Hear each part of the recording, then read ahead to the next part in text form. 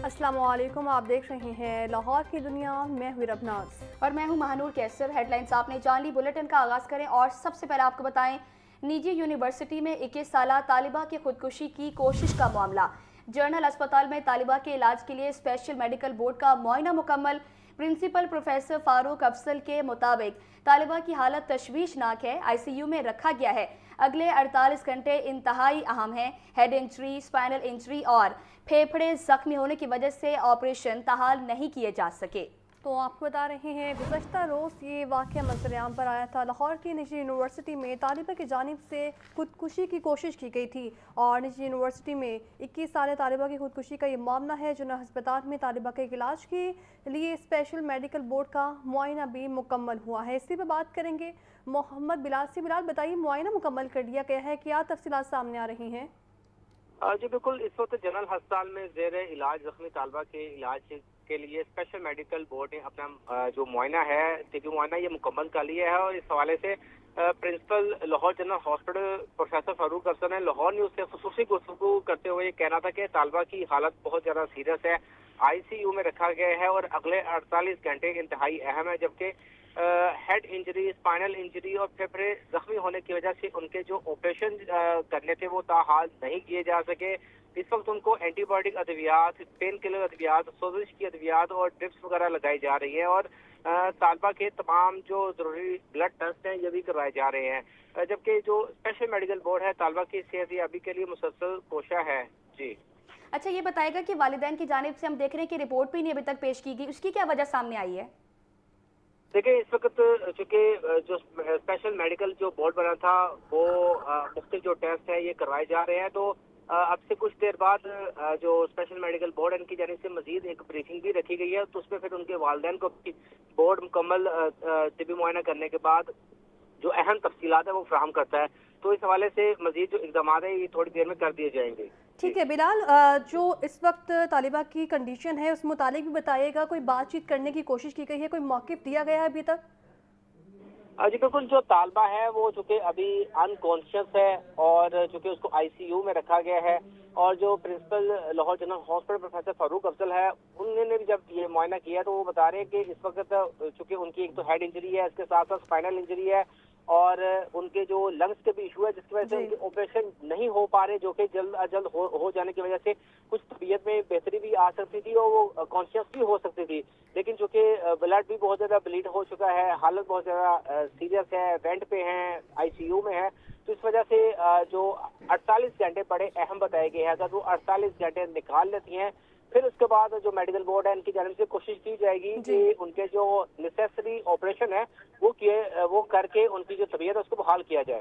ठीक है, नेसेसरी जो चीज़ें हैं वो चल रही हैं और तबीयत जल्द ही बहाल हो जाएगी, ऐसा कहना है डॉक्टर्स का। ठीक है बिलाल, साथ ही मौजूद रहिएगा।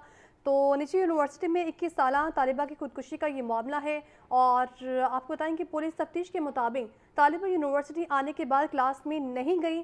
8:30 पर लड़की ने दूसरी मंजिल से छलांग लगा दी थी। लड़की दूसरी मंजिल से कूदने से कम 27 मिनट तक फ़ोन पर बात भी करती रही। भाइयों ने लड़की का पुराना मोबाइल ख़राब होने पर वक्फा से एक रोज़ कम ही नया मोबाइल भी लेकर दिया। कम नंबर आने के बायस तालिबा मस्जिद पढ़ना नहीं चाहती थी, ऐसी खबर सामने आ रही है। आपको बता रहे हैं कि निजी यूनिवर्सिटी में 21 साला तालिबा की खुदकुशी की कोशिश का ये मामला है। इसी पर बात कर लेते हैं जैन अली से। जैन, बताइए, अभी तक क्या कुछ हकाइक सामने आ चुके हैं इस मुताबिक? जी बिल्कुल, गुज़िश्ता रोज़ निजी यूनिवर्सिटी की तालबा ने यूनिवर्सिटी की बिल्डिंग के दूसरे फ्लोर से जो है वो छलांग लगाकर खुदकुशी की कोशिश की थी। पुलिस की तफ्तीश के मुताबिक जो तलबा थी वो सुबह 7:58 पर जो है वो यूनिवर्सिटी में दाखिल हुई थी और क्लास में जाने की बजाय बिल्डिंग के दूसरे फ्लोर पर खड़े होकर लड़की ने 27 मिनट पर जो है वो फ़ोन पर बात की। और जबकि इस दौरान जो कॉरिडोर में जो है वो कोई भी मौजूद नहीं था। 27 मिनट तक फ़ोन पर बात करने के बाद जो लड़की है फातिमा, उसकी जानिब से 8:30 पर बिल्डिंग के दूसरे फ्लोर से छलांग जो है वो लगाई गई। जबकि इस वक़्वे से एक रोज़ कबल जो लड़की है, लड़की के भाइयों ने उसका फ़ोन ख़राब होने पर उसे एक नया फ़ोन जो है वो लेकर दिया था। इस हवाले से जो लड़की के भाई हैं उनसे भी उनके भी तफसीली बयान जो है वो रिकॉर्ड किया जा रहा है। दूसरी तरफ जो तफ्तीश के मुताबिक जो तलबा है उसके हाल ही में टेस्ट यूनिवर्सिटी के टेस्टों में जो है वो 35 में से 18 नंबर आए थे और इन हासिल करदा नंबरों पर जो है वो लड़की नाखुश थी और अपने जो वालदैन हैं, माँ और दोनों भाई हैं, उनको बताया कि वो मज़ीद पढ़ाई कंटिन्यू नहीं करना चाहती और इसी बुनियाद पर जो है वो उस जबकि घर वाले बज़िद थे कि उसने पढ़ाई जो है वो कंटिन्यू करनी है और इसी बुनियाद पर यही कहा जा रहा है कि अभी तक उसी सदमे के लेकर जो लड़की ने दिल बर्दाश्ता होकर सेकंड फ्लोर से जो है वो छलांग लगी। इस हवाले से पुलिस का कहना है कि जो दूसरा फ़ोन था उस एक फ़ोन का जो है वो लॉक खोल लिया गया है और जिस फ़ोन का लॉक खोला गया है उसका जो है वो मोबाइल डाटा हासिल करने की कोशिश की जा रही है, जिसके बाद मज़ीद जो है वो तफ्तीश आगे बढ़ेगी और मज़ीद हक़ाइक़ जो है वो सामने आएंगे। जी ठीक है सर, ये भी बताइए कि 27 मिनट लगभग जो है वो फ़ोन पे बात करती रही स्टूडेंट, और फ़ोन पे बात करने वाले शख्स के बारे में कुछ मालूम हो सका? जी बिल्कुल, इसी एक शख्स के बारे में मालूम करने के लिए पुलिस की जानिब से जो है वो जिस मोबाइल फ़ोन से लड़की ने 27 मिनट तक बात की है उसका मोबाइल रिकॉर्ड जो है वो हासिल किया जा रहा है। जैसे ही उस मोबाइल रिकॉर्ड को हासिल किया जाएगा पुलिस की जानिब से तो उस जिस नंबर पर कॉल की गई थी उसका जो है वो डाटा निकाल कर उस शख्स तक जो है वो पहुँचा जाएगा और उसके बाद जो है वो ये तफ्तीश का जो अमल है वो आगे बढ़ेगा और मज़ीद जो गुत्थी है वो सुलझने की तरफ जाएगी। ताहाल जो है वो पुलिस इस हवाले से मोबाइल का जो डाटा है रिकॉर्ड है वो हासिल कर रही है, उसके बाद जो है वो तफ्तीश आगे बढ़ेगी। जी ठीक है, उसके बाद तफ्तीश आगे बढ़ेगी। सैन ये भी बताएगा कि लड़की के पेरेंट्स की जानिब से इस हवाले से कोई मौक़िफ़ सामने आया है या पुलिस ने इस हवाले से कोई इन्वेस्टिगेशन की है अभी तक? जी बिल्कुल, तफ्तीश के मुताबिक जैसे मैंने आपको पहले भी बताया कि जो भाई हैं उनकी जानिब से इस वक़्त से एक रोज़ कबल लड़की का जो फ़ोन है वो ख़राब हो गया था और लड़की के भाइयों की जानिब से उसे एक नया फ़ोन लेकर दिया गया था उसी एक रोज़ कबल ही, और उसी फ़ोन से जो है वो लड़की ने 27 मिनट तक जो है वो फ़ोन पर बात की थी बिल्डिंग के दूसरे फ्लोर पर खड़े होकर। जबकि जिसके दूसरा ये जो तफ्तीश सामने आ रही है कि लड़की जो हाल ही में यूनिवर्सिटी के जो टेस्ट थे उनमें से 35 में से 18 नंबर उसके आए थे और इस हासिल करदा नंबरों से जो है वो नाखुश थी और पेरेंट्स को ठीक है, घर की तरफ से प्रेशर था पढ़ाई के हवाले से और स्टूडेंट की जानिब से मौक़िफ़ भी सामने आया है कि वो पढ़ना नहीं चाहती थी। इस पर बात करने के लिए हमारे नुमाइंदगान ज़ैन अली और मोहम्मद बिलाल हमारे साथ मौजूद थे। आप दोनों का बहुत शुक्रिया। कभी ओवर बिलिंग, कभी गलत रीडिंग, बिजली की कंपनियां पुरानी रविश से बाज न आई। तकसीमकार कंपनियां अब सोलर इस्तेमाल करने वाले सारिफिन को खार करने लगी। लेस्को समेत तमाम डिस्कोस में नेट मीटरिंग कनेक्शंस पर खुद साख्ता पाबंदी बरकरार। सारिफिन ने कनेक्शंस पर पाबंदी का इशू उठाया। नेपरा के सख्त नोटिस के बावजूद नेट मीटरिंग दरखास्तों की रजिस्ट्रेशन बंद। सोलर सारिफिन को मुश्किलात का सामना, दफातर के चक्कर लगाने पर मजबूर हो गए। Chairman Pakistan solar association Waqas Musa की हुकूमत नेपरा से नोटिस लेने की इस्तदा की गई। तफसीलात जान लेते हैं फ़ाहद अमीन से। फ़ाहद बताइए, तो इसका तो मतलब साफ जाहिर है कि हुकूमत खुद भी इस खुद साख्ता पाबंदी में शामिल है। हाँ जी बिल्कुल, सूरत हाल कुछ ऐसी है कि लेस्को समेत बिजली की तमाम डिस्कोज में जो है वो नेट मीटरिंग कनेक्शन पर खुद साख्ता पाबंदी बरकरार है। इस हवाले से सार्फिन की जानिब से जब इशू उठाया गया था तो नेपरा की जानिब से इस मामले का नोटिस लिया गया और बिजली की तमाम तकसीमकार कंपनियां जिसमें लेस्को भी शामिल थी उनको जो है वो नोटिस जारी किए गए और ये उनसे जवाब तलब किया गया कि नेट मीटरिंग पर पाबंदी क्यों लगाई गई है, जिस पर तमाम कंपनियों की जानिब से इस मामले में कहा गया कि नेट मीटरिंग पर पाबंदी नहीं लगाई और जो है वो कुछ इंटरनल मामला की वजह से ये ताखीर हो रही है। मगर एक्चुअली सूरत हाल ये है कि इस वक्त जो है वो अमली तौर पर लेस्को समेत बिजली की तमाम तकसीमकार कंपनियों में नेट मीटरिंग पर जो है वो पाबंदी बरकरार है। नेपरा को जवाब देने के बजाय जो है वो तकसीमकार कंपनियां अपनी मनमानी कर रही हैं। नेपरा के सख्त नोटिस के बावजूद नेट मीटरिंग दरखास्तों की रजिस्ट्रेशन जो है वो तमाम कंपनियों में बंद है। नेट मीटरिंग के लिए नई दरख्वास्तें जो है वो लेस्को की किसी सब डिवीजन में वसूल नहीं की जा रही। सोलर सार्फिन को शदीद मुश्किलात का सामना करना पड़ रहा है और वो दफातर के चक्कर लगाने पर मजबूर है, जबकि इस वक्त जो लेस्को में सूरत हाल है उसके मुताबिक जो सार्फिन अपने डिमांड नोटिस अदा कर चुके हैं उनके कनेक्शन भी जो है वो नहीं लग रहे, क्योंकि नोटिस के बावजूद भी कनेक्शन नहीं लग रहे। ठीक है फ़ाहद, ये भी बताया कि इस वक्त लेस्को सोलर सारिफिन से कितने में यूनिट ले रहा है और कितने में जो है वो दिया जा रहा है, नई पॉलिसी में ही रकम कितनी की जा रही है? लेकिन अभी नई पॉलिसी का सिर्फ ड्राफ्ट जो है वो नेपरा की जानिब से बनाया गया है और इस पर पब्लिक हियरिंग बाकी है। अभी तक नई पॉलिसी जो है वो उस पर अमल दरामद नहीं हुआ और ना ही उसका जो है वो नोटिफिकेशन हुआ है। पुरानी पॉलिसी के तहत लेस्को जो नेट मीटरिंग चल रही है, नेट मीटरिंग के तहत लेस्को तकरीबन 27 रुपए में जो है वो सोलर सार्फिन से यूनिट रिसीव करता है और यूनिट के बदले यूनिट जो है वो दिया जा रहा है। जबकि नई पॉलिसी जो नेट मीटरिंग की पॉलिसी, नेट बिलिंग की पॉलिसी आएगी, उसमें जो है वो यूनिट का रेट कम मुकर्रर किया जा रहा है। ताहम ये पॉलिसी जो है वो भी आई नहीं, इससे पहले ही जो है वो लेस्को की जानिब से नेट मीटरिंग पर पाबंदी लगा दी गई है। और जिन सार्फिन ने जो है वो जो इस हवाले से सोलर एसोसिएशन की जानिब से भी मुझे मुतालबा सामने आया है कि नेपरा जो है वो इस मामले पर जो है वो सख्त नोटिस ले। Chairman solar association Waqas Musa की जानिब से ये कहा जा रहा है कि अमली तौर पर जो है वो तमाम कनेक्शन जो है वो बंद किए गए हैं। लोगों ने लाखों रुपए सोलर पर लगाए हैं और अब जो है वो बिजली की तकसीम कार कंपनियां सोलर सार्फिन की हौसला शिकनी कर रही हैं। किसी भी सब डिवीजन में जो है वो सोलर कनेक्शन फराहम नहीं किए जा रहे, जिसकी वजह से सार्फिन को मुश्किलात का सामना करना पड़ रहा है। डिस्कोज की सोलर पर खुद साख्ता पाबंदी से कारोबार भी जो है उनका कहना है कि तबाह हो चुका है। दुनिया में ऐसा कहीं नहीं होता कि पॉलिसी बदलने पर काम ही जो है वो रोक दिया जाए और लोग करोड़ों रुपए लगा चुके हैं, अब इनकी नेट मीटरिंग जो है वो नहीं की जा रही। वकास मूसा का इस हवाले से कहना था कि दीगर शहरों समेत लेस्को के लातादाद सार्फिन महीनों से जो है वो मीटर के मुंतजिर हैं। बिजली की तकसीम कार कंपनियां मुख्तलिफ हथकंडों से नेट मीटरिंग की हौसला शिकनी कर रही है। लेस्को के शोबा मटीरियल मैनेजमेंट की जानिब से भी जो है वो ERP से मीटर की मंजूरी रोकी गई है और जिसकी वजह से जो सार्फिन डिमांड नोटिस अदा कर चुके हैं उनके कनेक्शन भी जो है वो नहीं लगाए जा रहे। जी फहद अमीन, बहुत शुक्रिया आपका तफसीलन आगाह करने के लिए।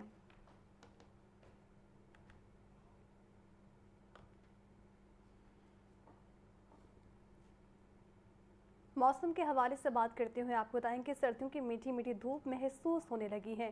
हवाएं चलने का सिलसिला भी जारी है। शहर का ज़्यादा से ज़्यादा टेम्परेचर 16 तक रहने का इम्कान है। महकमा मौसमियात के मुताबिक रवा दिनों शहर का मौसम खुश्क रहेगा। मसीह जानेंगे सामिया सईद से। जी सामिया, आगाह कीजिएगा। जी बिल्कुल, अगर बात की जाए सूबाई दारुल हुकूमत लाहौर के मौसम के हवाले से तो शहर लाहौर में सूरज अपनी किरणें ज़मीन पर बिखेरने में मसरूफ़ है। अलबत्ता ज़्यादा से ज़्यादा दर्जा हरारत 16 डिग्री सेंटीग्रेड तक जाने का इम्कान है।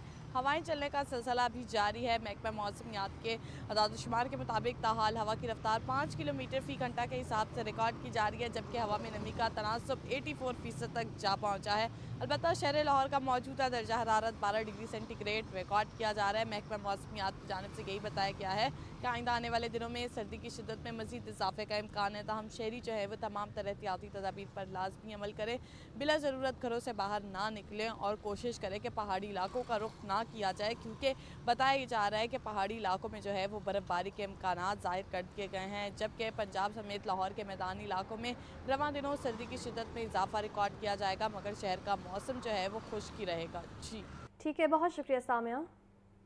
शहर की मंडियों में गिरा फरोशों का राज। प्याज 90, टमाटर 100, लहसुन 580, अदरक 450 रुपए किलो में फरोख्त, केला 200, मौसमी 300, कीनू 320 रुपए के दर्जन है। और इसी के साथ ब्रायलर गोश्त 584 रुपए किलो में बिक रहा है। अंडों की कीमत 320 रुपए दर्जन पर मुस्तहकम। इसी पे बात कर लेते हैं अब्दुल कादिर से। बताएं अब्दुल कादिर, क्या सूरत हाल है आज मंडियों में? जी, आज जो रेट लिस्ट जारी की गई हैं सब्जियों, फलों और पोल्ट्री मसनूआत की, तो मजमूई तौर पर 5 सब्जियों की कीमतों में इजाफा किया गया। सरकारी नरकनामों में जिन सब्जियों की कीमतों में इजाफा हुआ उसमें लीमू चाइना 5 रुपये महंगा करके 80 रुपये फ़ी किलो मुकर्रर किया गया।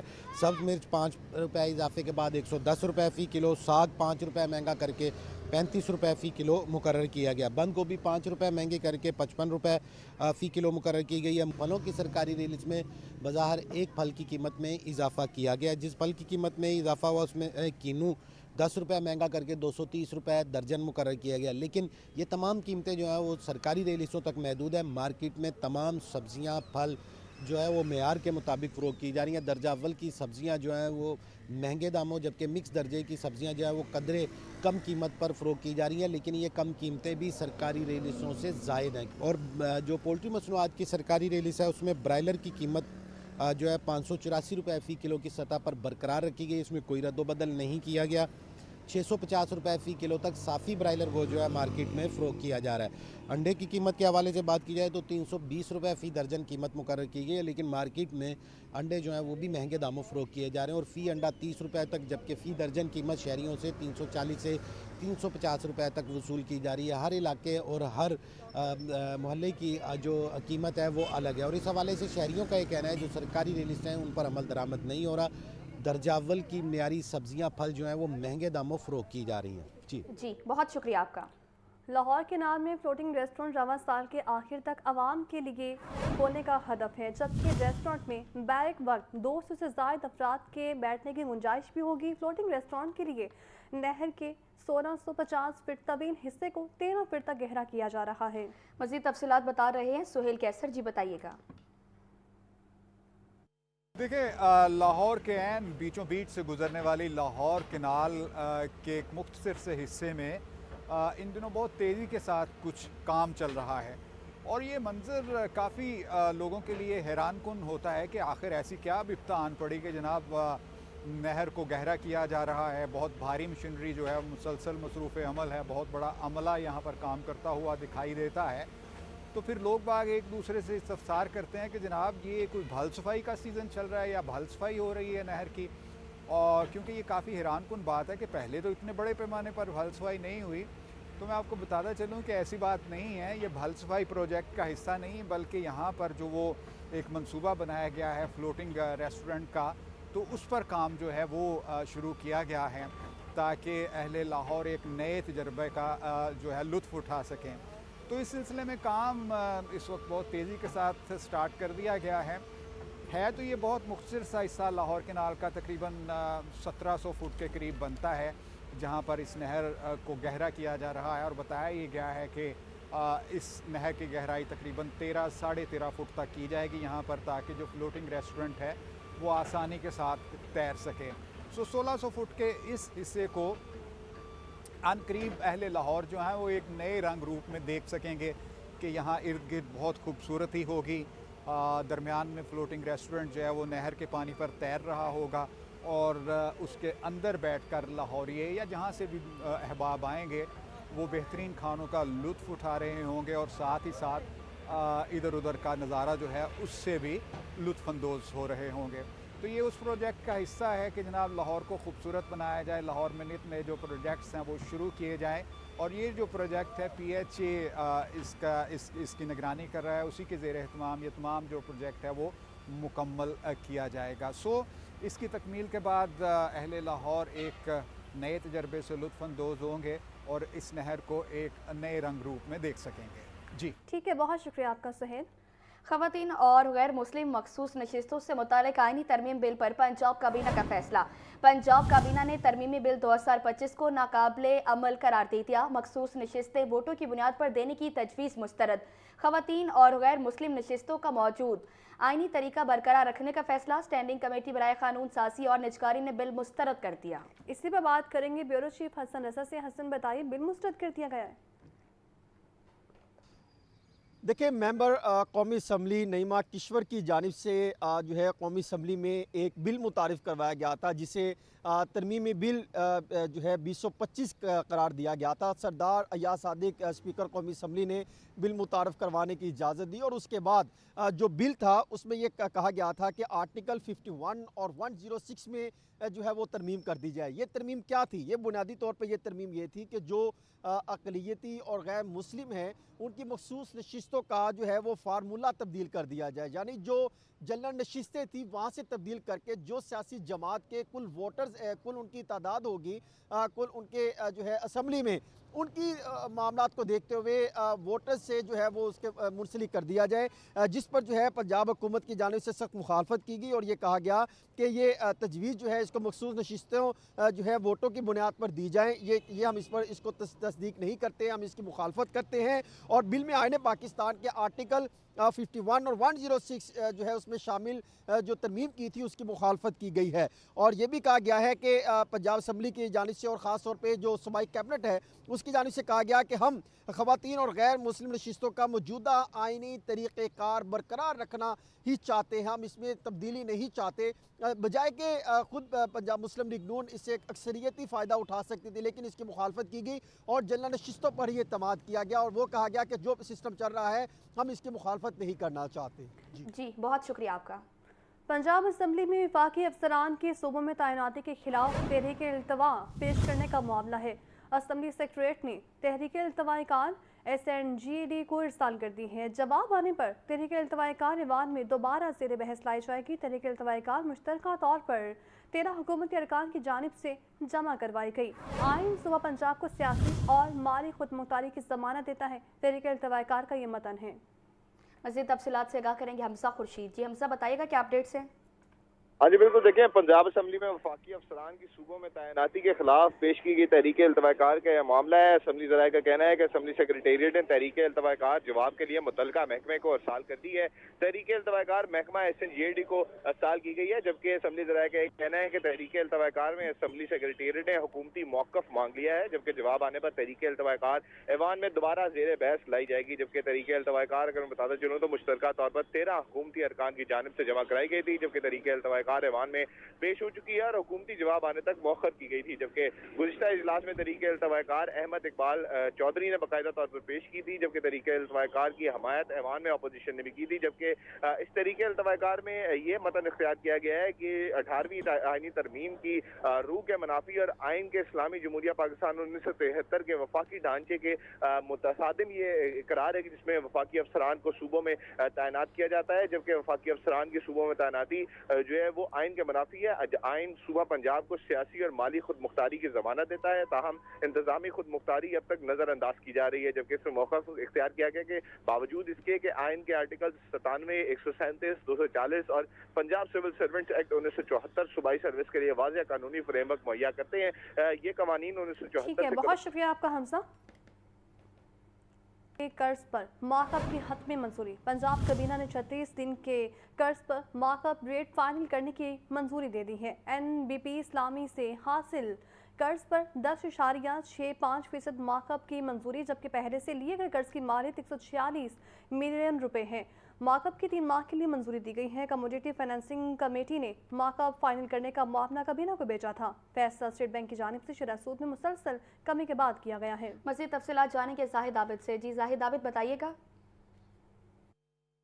जी बिल्कुल, गंदम के ज़खायर की देखभाल और दीगर अजनास की ख़रीदारी के लिए पंजाब हुकूमत जो कर्ज़ लिया हुआ है उस पर शरह सूद को असर नौ तयन किया गया है, जिसके मुताबिक स्टेट बैंक की जानब से जो शरह सूद में मुसलसल कमी की जा रही है उसी के मुताबिक फ़ैसला किया गया है, जिसके तहत अब जो आइंदा 36 रोज़ के लिए 14 करोड़ 60 लाख रुपए का जो कर्ज़ है उस पर जो शरह सूद दी जाएगी वो 10.65% दी जाएगी, जिसकी कमोडिटी फाइनेंस कमेटी जो उसकी जानब से तजावीज़ तैयार की गई थी और फिर वज़ीर आला को पेश की गई। वज़ीर आला की हिदायत पर कैबिनेट में ये चीज़ें पेश की गई और कैबिनेट ने भी इसकी मंजूरी दे दी है। इससे पहले ये जो शरह सूद थी वो तकरीबन 12.28% तक अदा की जा रही थी और इसकी जो वजह बयान की जा रही है वो वही है कि स्टेट बैंक की जानब से जो गुज़श्ता चंद माह से शरह सूद में मुसलसल कमी की जा रही है, उसके बाद पंजाब हुकूमत के लिए भी आसानी पैदा हुई है कि वो अपने जो कर्ज़ उसके ज़ुम्मे हैं उसकी शरह सूद को असर नौ तयन कर सके। अब ये 36 रोज़ के लिए जो अदायगियाँ की जाएंगी वो 10.65% पर की जाएंगी और ये 14 करोड़ 60 लाख रुपए की रकम है जिस पर इसी किस्म की